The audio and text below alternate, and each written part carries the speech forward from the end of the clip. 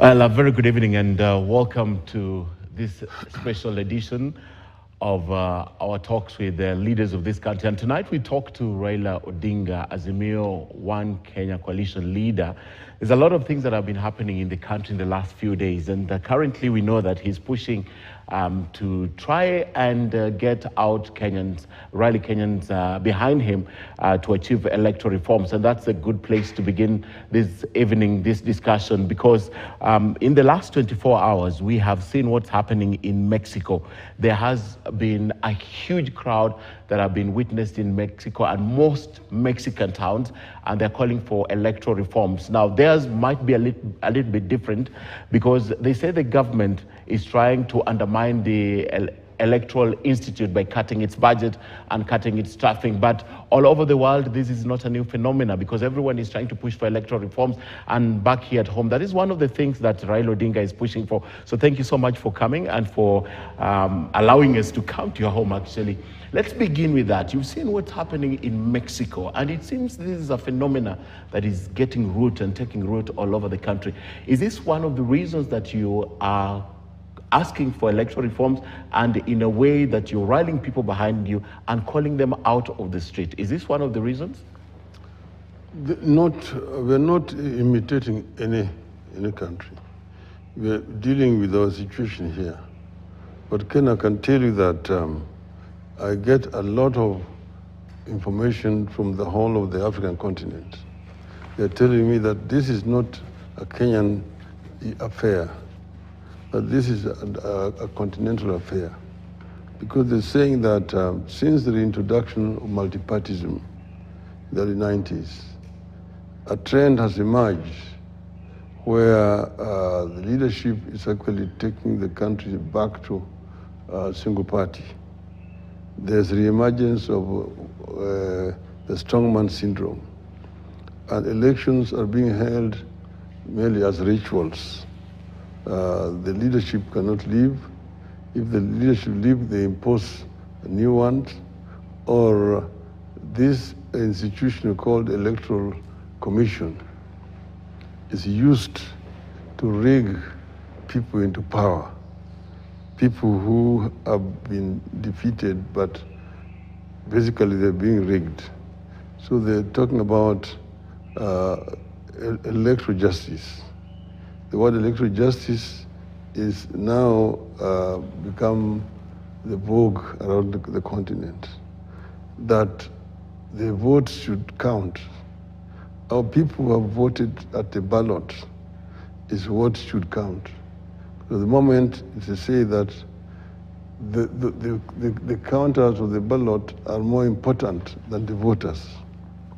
So the people begin to think that there's no need to go and vote.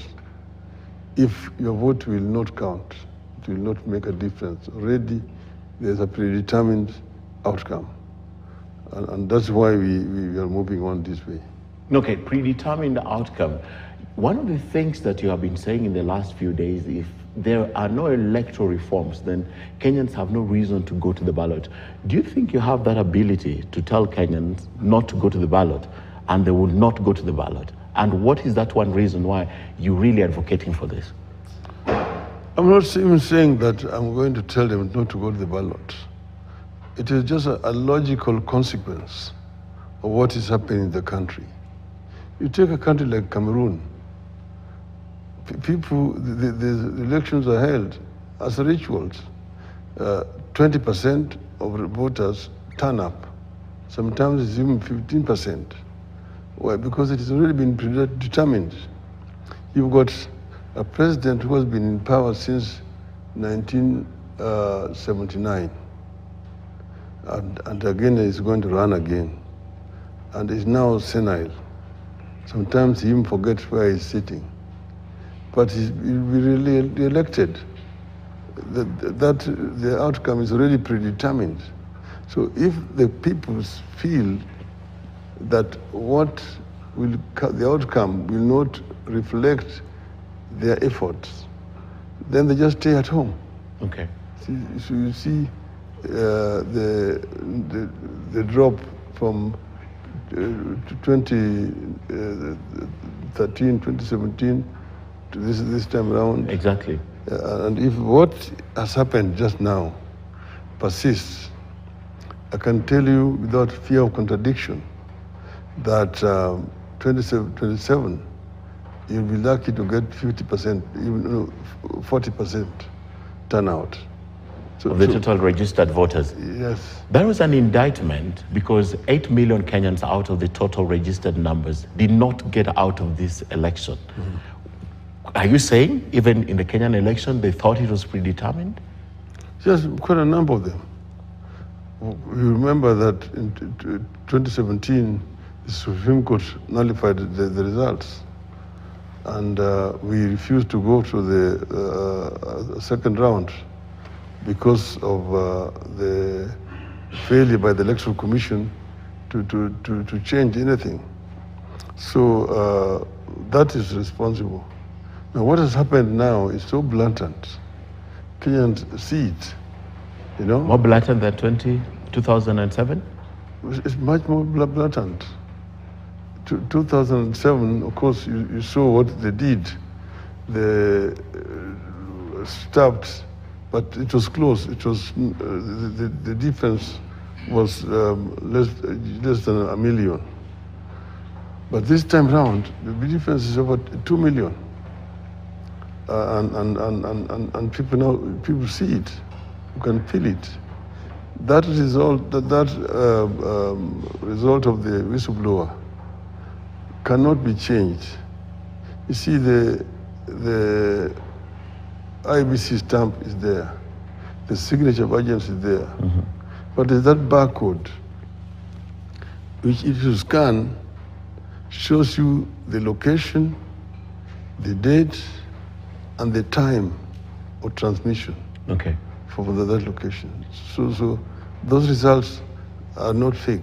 They cannot be changed. Let's use your stand, your political stand currently, and what you are talking about, that you won this election as the starting point. Who would you blame for bungling this election and stealing your victory? Is it Wafula Chebukati or is it President William Ruto? Who would you blame for this? No, I don't blame William Ruto. Okay. The guy is the man, but he was working on his behalf. Chebukati was also working on behalf of William Ruto. And this is a plan that had been on for quite some time. We have now carried out our investigations, who are involved. We even have telephone conversations of people who are actually doing this thing, who was talking to who, okay? Even all the way up to the Supreme Court. Okay. So the evidence that we have is substantial, which cannot be controverted. Mr. Chebukati is involved in procurement of the ICT infrastructure, and the collusion between him and the executive officer of the IEBC with those people called mathematics. How it was all contrived, how it was all designed to achieve this outcome. So it's a criminal. It's criminal, and what is most annoying is that the criminals themselves can now be again charging other people.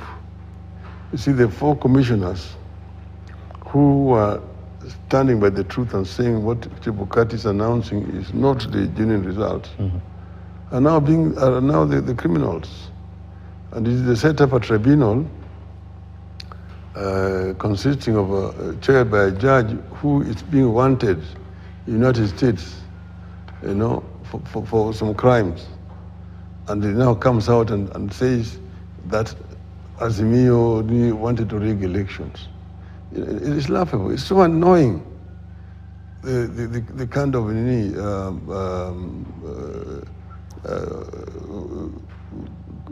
confidence you guys have that they can try to lie to the whole nation the way they're doing. We said this must be an end. We have said that this must be an end. We don't want Kenya to be run again this way. We cannot be a nation of crooks. Okay. And a few crooks cannot impose leadership on the people forever.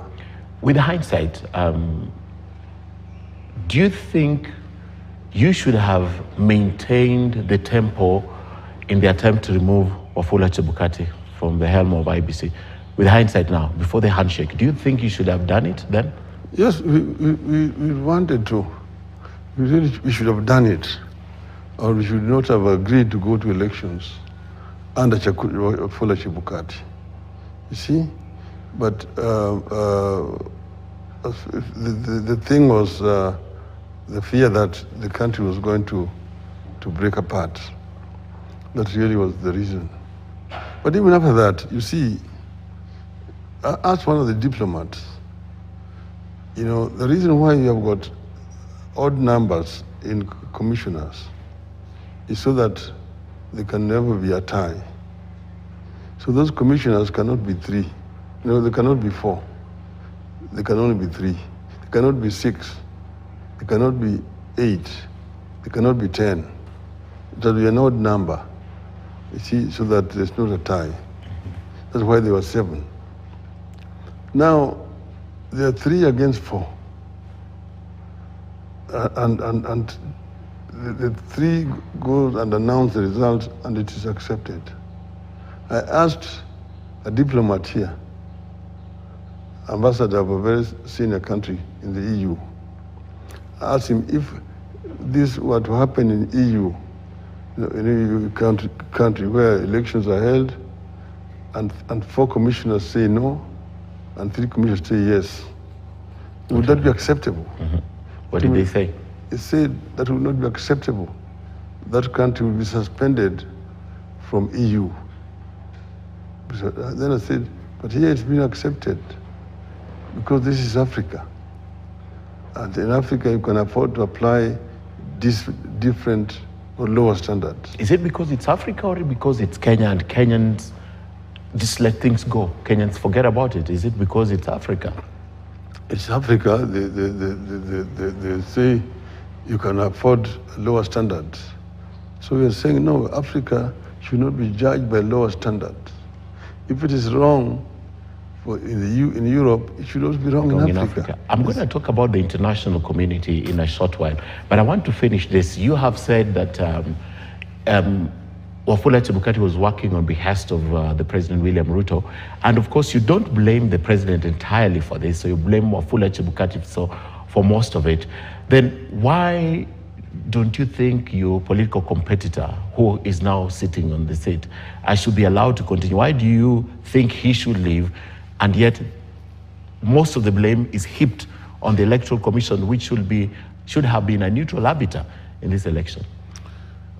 No, what is right is that the winner of the elections should be the one who is in the seat. So we're saying that he's an imposter because he did not win the elections. So if he had got any conscience, his conscience should prick him that I lost elections and I shouldn't be here. You see, but you can see that he's even resisting the opening of the servers. He does not want the servers to be audited because he believes that we are going to say, forget and move on. You see? So this has been the mentality. Mm-hmm. And this has been something that has been replicated in many African countries. After the elections have been rigged, the observers have written their reports, then you just say, forget and move on. But you see, the information that we have is so glaring, so daring. Even those observers did not know what had happened. Because I have actually explained in details the infrastructure that was put in place for the rigging of these elections. I've told you that there were 4 servers. One in the cloud in Holland, one in Venezuela, one at Anniversary Towers, one industrial area, the portal at Bomas, Soweto, showed, live on the IEBC portal,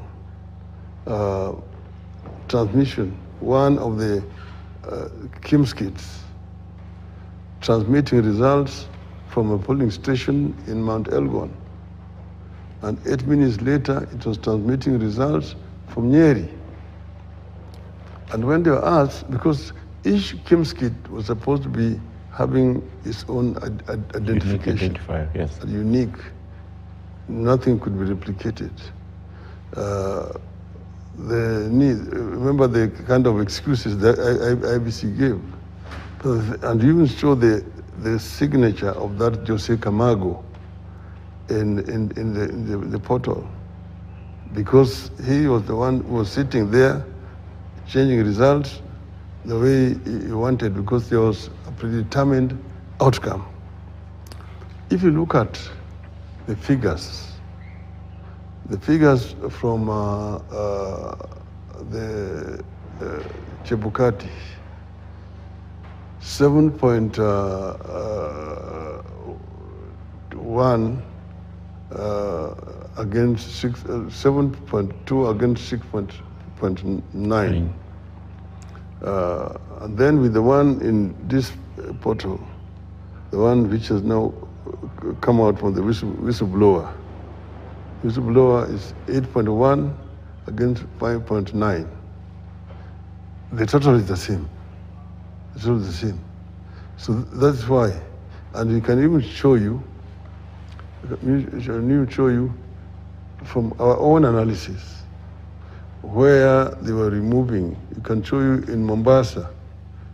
You saw that, like the other day, just 3 days ago, they were saying in Mombasa that the votes had moved from 26% to 45%. We can show you in polling stations in Mombasa where our votes were taken and given to Ruto. Ruto did not get more than 25% votes in Mombasa, but he went up to 45%. It was taken by the Venezuela's server? Yes. And the court said, real time, how could it happen in the span of seconds? Yes. That was one of the things your lawyers couldn't explain in court, how it was real time. Because I was in studio, for example, and these forms, by midnight, we had gotten more than half of the forms on the same day. So the question was, how was it happening real time, changing? And that's one of the questions that went to court. How do you explain, how does your analyst explain that discrepancy? You see what is happening, that these guys are receiving results where they are, as the results are being going to the servers. And they're just altering them there and then transmitting to the portal at Bomas. So almost at the same time you're receiving it, or a few seconds later, or a few minutes later, because you're not there, you don't know at what time it was coming out at Bomas. See? Because what should have happened is that when they are announcing results at a polling station, the media should pick it up and announce it. And then when they go to the constituency tallying center, the same thing should happen. When it is being announced there, it should be also announced at the constituency tallying center, so that people can be adding. But remember that Chebukati did not allow that. What is happening is they are being altered as they come from the constituency, the ones which are being altered. Now, you remember, Mr. Chebukati says that the presidential elections are finalized at the constituency level.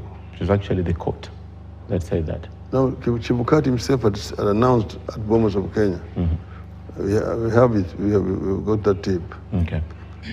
That he will not announce the results until he has received 290 from 34 Bs, plus the one for the diaspora, making them 291. He announced that, okay? Now, I invite you to go and look at, because, sorry, the Electoral Commission is supposed to publish the result of the elections in Kenya Gazette within specified dates. Now go and look at what he has published in the Kenya Gazette. It is not the 290 constituencies.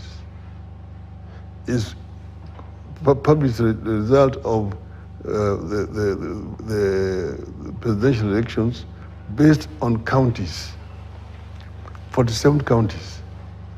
Counties are not electoral units. There's no county returning officer. But why did he do it? Because he feared that if he published the constituencies results, the returning officers would detect and say this was not for me. This is not for me. Okay. See, that's why he has not, therefore, up to now, he has not validly published the results of the elections. And no one is holding him to account. It's only the politicians who are complaining and asking for the publication of these results. So no one is holding him to account because he's out of the office and doesn't speak for the IEBC as at now. So this fellow is saying that what we are seeing here is impunity of the highest order. This fellow is out of office. He's the one who messed up. Now the other commissioners who stood by the right thing are the ones who are being persecuted. Is there something that can be done from where you sit with your experience? Is there something that can be done to an officer, a state officer, who, as you say, commits an offense and then goes out of office at the end of their term, enjoys the perks and is out there? Is there something you think that can be done that Kenyans don't know? What can be done to Wafula Chebukati in your view? This is a question we are putting to Kenyans now. That's why we are calling for mass action. Okay. This is how we want to answer this matter. Okay. Yes. Will you forget this time and move on? No.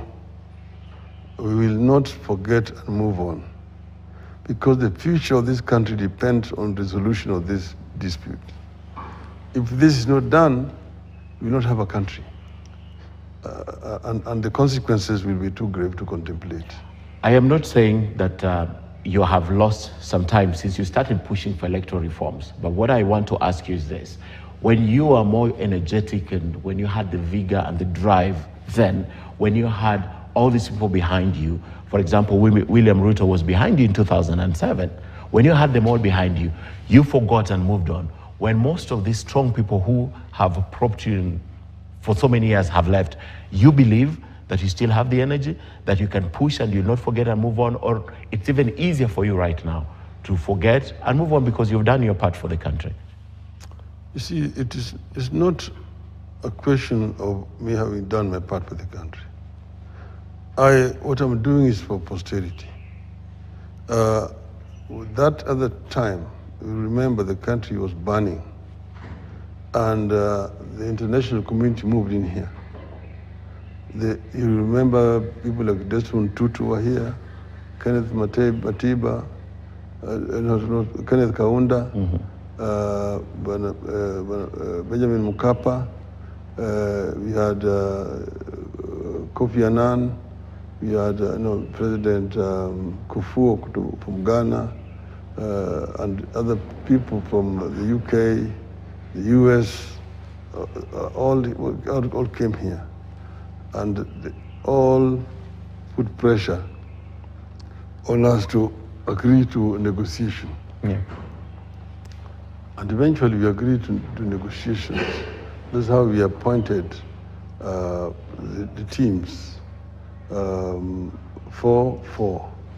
you remember, was represented by Musalia Mudavadi, William Ruto, Sally Kosgei, and James Orengo in those talks.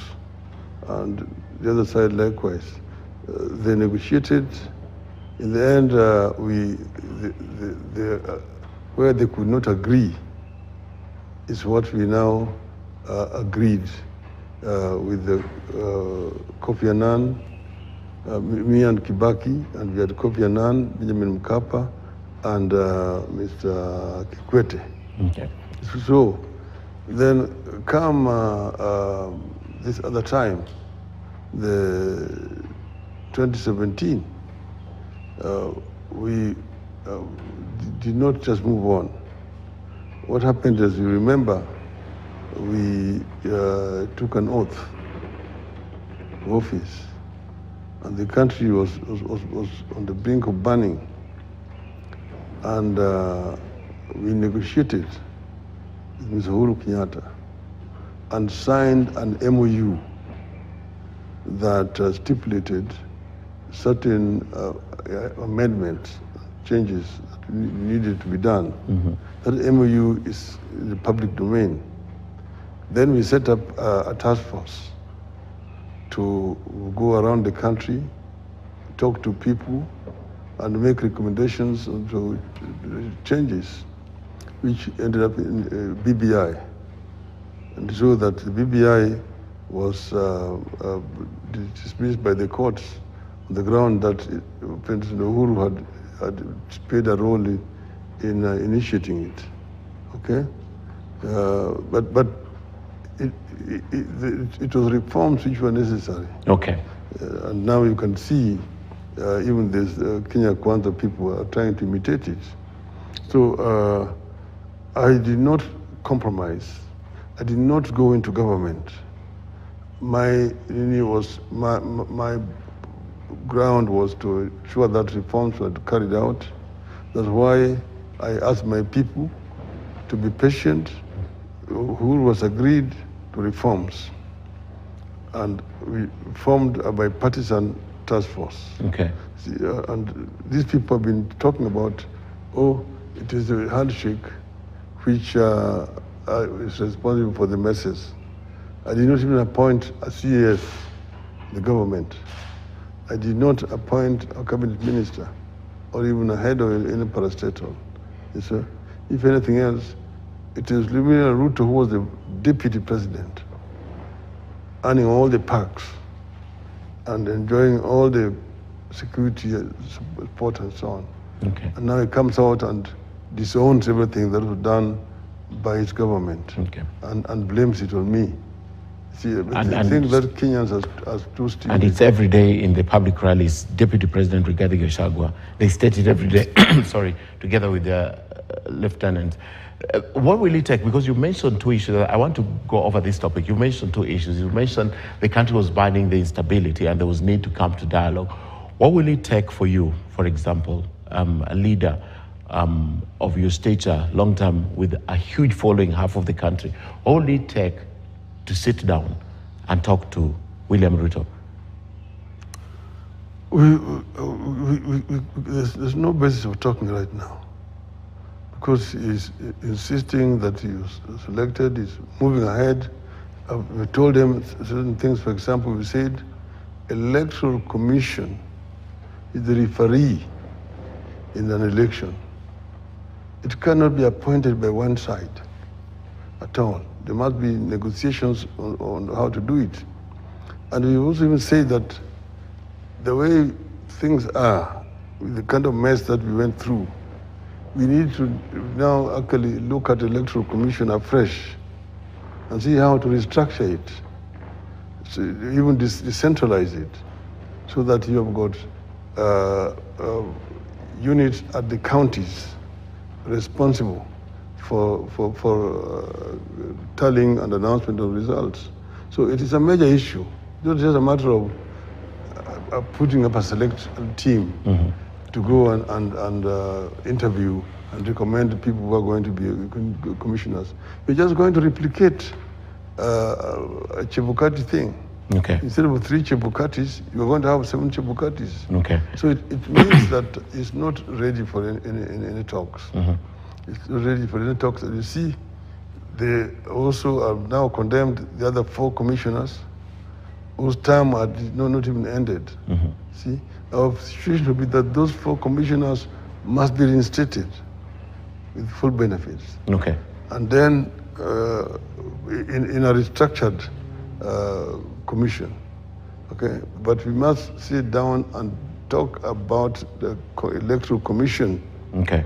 As stakeholders. Okay. Yeah. Does that that means there could be room to talk to the president. Could that room also include you forgetting about the public barazas and letting him run the country? Is that room also available, or it's only based on reforms? No, that first agree to open the server. Yeah. Okay? Agree to open the server. That's the first one. Secondly, stop recruitment of IEBC commissioners. Okay? And then three is the issue of the cost of living in the country. You must address. Kenyans are suffering. Kenyans are suffering seriously. Some of them cannot put bread on the table. You know, some children cannot go to school today. And the price of basic commodities, unga, fuel, cooking oil, everything is too high for the people. So that is also an issue which is urgent, that it must be addressed. And we're saying that they're listening too much to other people. You know, the subsidies which were introduced by Uhuru were not picked from air. You see, many countries are going through a similar situation like Kenya, and they have dealt with it differently. Even the United States has came up with measures to mitigate the impact of this global recession. Brazil, Chile, Japan, India, Egypt, and so on. So you just don't walk in and see you're stopping this the way he has done. Merely that he has been advised, I don't know by who. Remember, you used to have what you call Kazi Mtaani.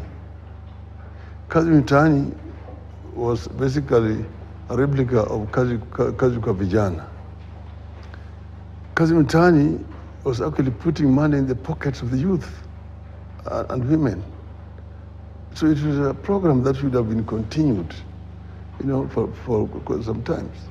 Now you come up what you call at the Hustler Fund. And Hustler Fund, you're giving the youth 500 shillings as a loan. Which business can somebody start with 500 shillings? Okay. Okay. So if he meets you on two and not one, opening the servers, because clearly he's adamant about opening the servers. I know you're also adamant you need it open, but he says he meets you on the two. Cost of living is readdressed.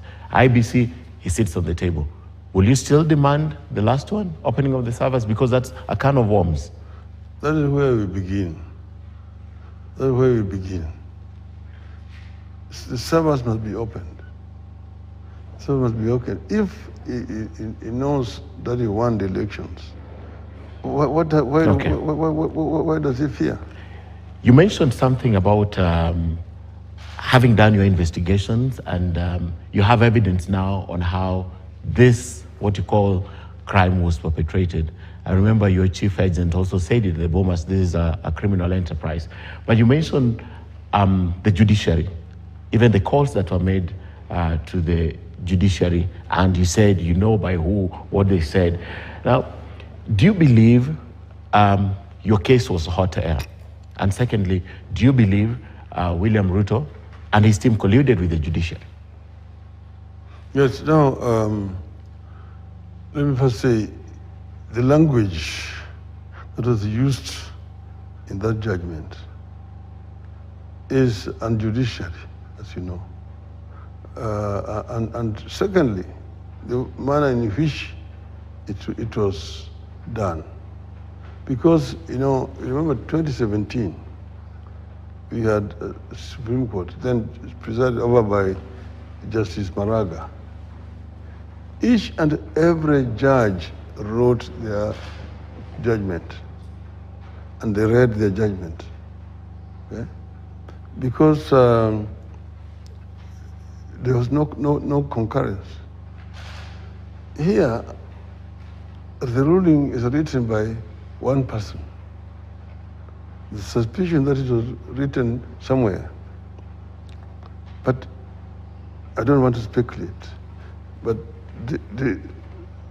the language itself speaks volumes. The language that was used, the insolent language that was used. And, but we also, I looked at the telephone logs of those judges whom they were talking to, who met who somewhere, which I don't want to go into details. But what they produced actually leaves a lot to be desired. And we say that Kenyans are disappointed. That's why we say that we respect, but we don't agree with their ruling at all. Because first, they denied us access to the server. They should have actually held their ground that we be allowed. And the High Court Register was responsible for doctoring the report that was eventually presented. The registrar of the High Court? The man they set there, yes, from the registrar's office. Who was in charge of that process? Yeah, because our people are ready, can even testify how that he was responsible for doctoring. Yes. You know, that's high-level accusation against a judicial officer.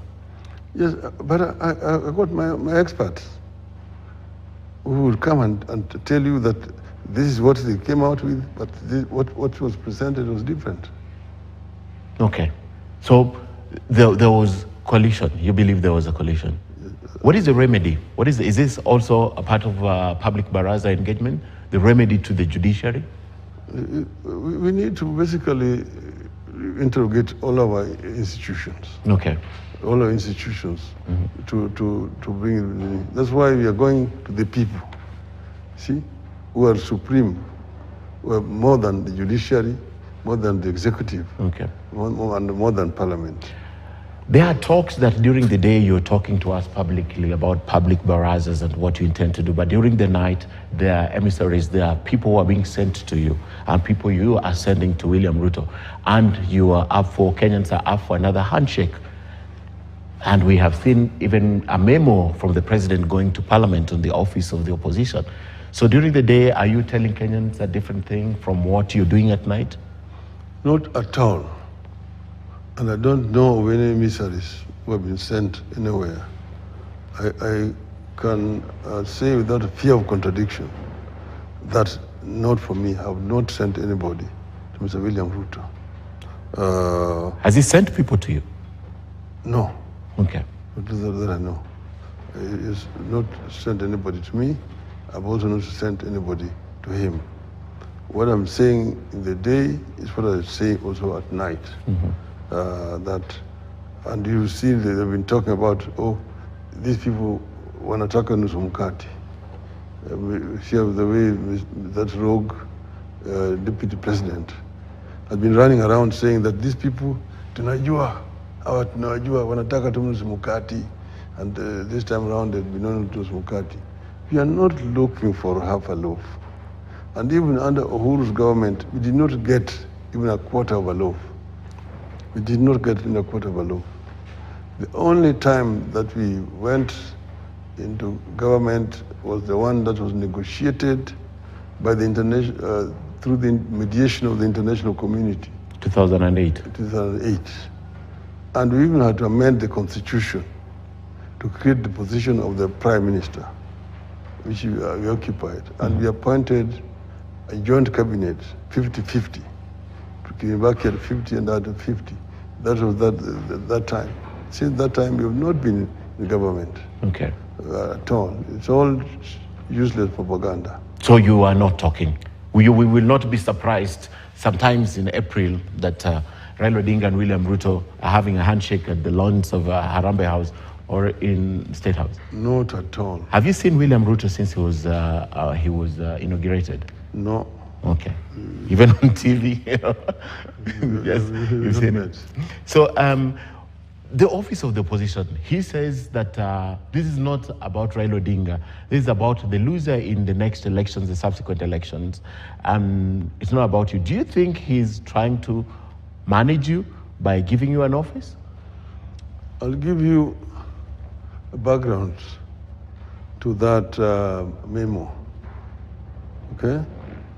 The memo, this thing, because they knew that you were not going to go to government, and this is from one of the senior diplomats in the country, not one, several. When they talked to him, this was in July, what will you do in the event that you lose the elections? He said that he want to be a very powerful opposition leader. That's William Ruto? Yes. Okay. That's what he told them. That he wants to be a strong opposition leader, and they want to help them to help him pressurize me to create a position of a special, an opposition leader in parliament. So at that time, in his mind, Raila Odinga was going to be the president? Yes. Okay. So now, after the elections, when this happened, then they approached him to say that what you had said you wanted to be created, we want you now to create it. Okay? And that is the origin of this proposal. The one who made this proposal, and that's how he wrote now the position of official opposition leader in parliament. These have gotten from several diplomats. Okay. Now, but you see, you remember the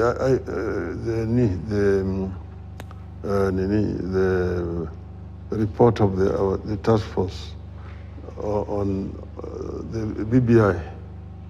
Remember, the BBI fell because they said that the president cannot and should not initiate a process, constitutional reform. Now, what is done, he knows it's illegal. He writes to the speaker.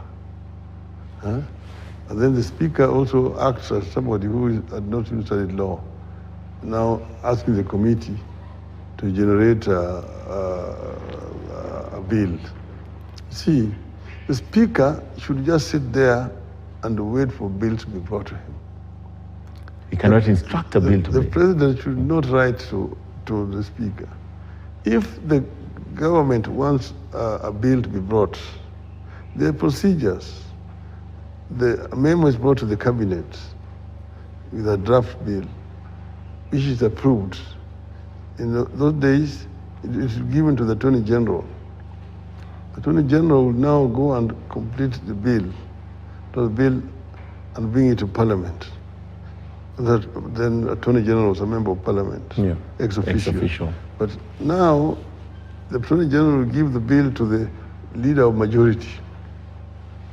The leader of majority will come to the House and present the bill to the House, to the Speaker, and then it will be brought to the House. So it is not the other way around.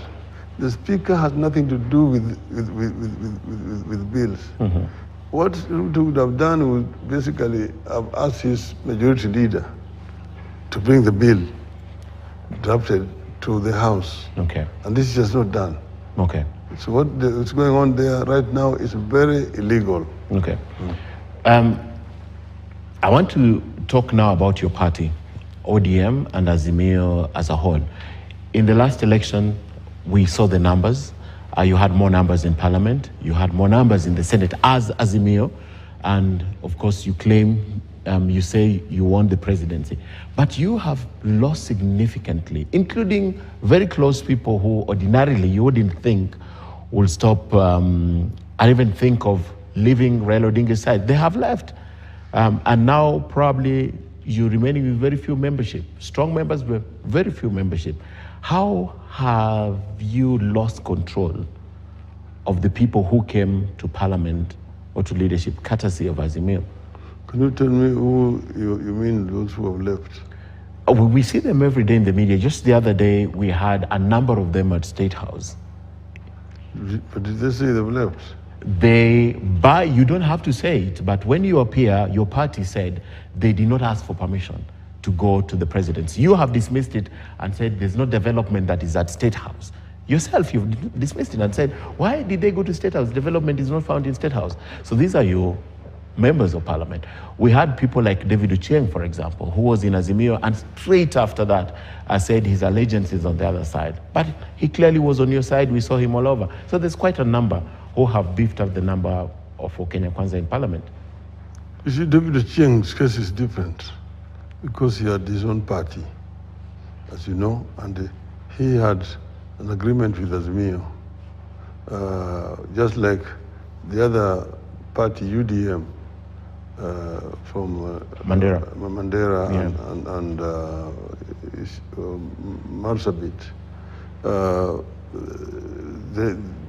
Those ones, immediately when the results were declared, when they saw that Ruto is going to form the government, they moved. There are those people who are saying they must always be in government.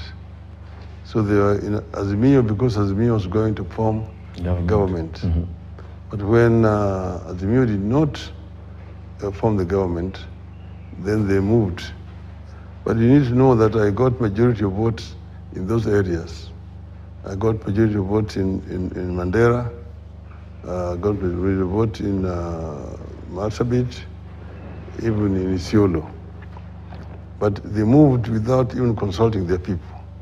And basically because they want to be all the times in what they consider to be warm. The other ones here, the ones you talk about from Nyanza, they were there when Ruto went to Nyanza, and they said that Ruto had promised certain projects which they are following, and that's why they went to State House. I've received communication from them, and I could even show you written communication saying they did not defect from ODM. They just went because they are following those projects. Felix Oduor is not from Nyanza, he's from Langata. Yes. He was there. Yes. Yeah. He was there, yes, it's from, he says the president is his friend, and he's gone there, but he has not said he's left ODM. He's not said that he's left ODM. Okay. I am really the one who has said, give them the benefit of doubt, we'll deal with them. Okay. If they want, because the party wants to carry out disciplinary action against them. But I've said, give them the benefit of doubt. Mm-hmm. But because going to State House, it's not a crime, as long as you make it known to your party. To your party. But going clandestinely, the way they've done, it creates problems. Okay. So if they want to move, it's not going to be the first time. Yeah, remember we used to have defections in those days, but in those days those people were doing what was required by law. If you're moving away from the party that sponsored you to parliament, you have to resign and go and contest elections in your new party. Yes. Okay? So we welcome them to go and recontest. Okay, if they leave. I have just two more questions for you about the AU position and of course the international community. I promised to go back to the international community. The other day you said you don't care about traveling abroad and the international community should not tell Kenyans what to do. You want to deal with your own internal problems. Which countries were you referring to that have threatened sanction, if at all they're sanctioned? Because as we are currently, I haven't heard of any sanctions. And do you think it's possible for a leader of your state to stay without traveling to the other countries? You see, first, I was just reacting to what was in the media that day attributed to actually some members of Kenya Kwisha or Kenya Kwanza that they had petitioned some countries in the West to bar me from traveling to those countries because I'm causing trouble here. And I was just telling them, I was not even telling those countries. Okay. Initially, I was just telling them that I don't have to travel to any of those countries, but I should not be intimidated with travel ban. That was also telling those countries in the event that somebody had that kind of idea or thinking that I would feel a pinch. I don't have bank accounts that I want to go and operate outside the country. So, I mean, I'm comfortable. Secondly, I was just saying that what we're dealing with is an internal Kenya affair. And we don't want any country to interfere in our own internal affairs. They have their own problems in their own countries, and we don't interfere in dealing with them. So we want us to be allowed to face this issue as Kenyans. Okay. And find a lasting solution to it. Okay. Yeah. The deputy president, who you called rogue, says that you lost your position at AU because of your activism at home, because you're trying to push the government through public barazas. Did you lose your position, or the letter that we saw online was actually true, that you asked specifically to be relieved of your duties? Did you lose it? I did not lose it because I had already indicated to Mr. Faki that I was going to request to be relieved of that position because I had done my best, but there's a lot of demand for my time back home here. Okay. You see, of course, they have said themselves that when Ruto went to Addis, he had a meeting with Mr. Faki, asked him to remove me. That is not in doubt. But Mr. Faki, I think, told him that I had myself requested that I wanted to be relieved of my duties. So it is not him who had sacked me. I don't know if he had asked Mr. Faki without me having asked to be relieved, whether Mr. Faki would have agreed. I don't think he would have agreed. Mm-hmm. So it's pure coincidence. Probably. You had asked, Ruto asked, and they were forming this new body inside the AU to take over your affairs. It was... No. You see, what's happening is that AU had NEPAD as an organization that was created for implementation of projects. Now, this NEPAD was being converted to AUDA, African Union Development Agency. Now it's now called AUDA NEPAD, but eventually they're going to discard the name NEPAD. Okay. And I was responsible for this transition. Okay, and my agenda was dealing with infrastructure, specifically under that AUDA. And what I've done, I've streamlined it, but the legacy that I've left is that I've created an agency for funding, okay? Infrastructure fund unit, which I've helped to create so that the African countries can be able to access cheap credit for infrastructure development.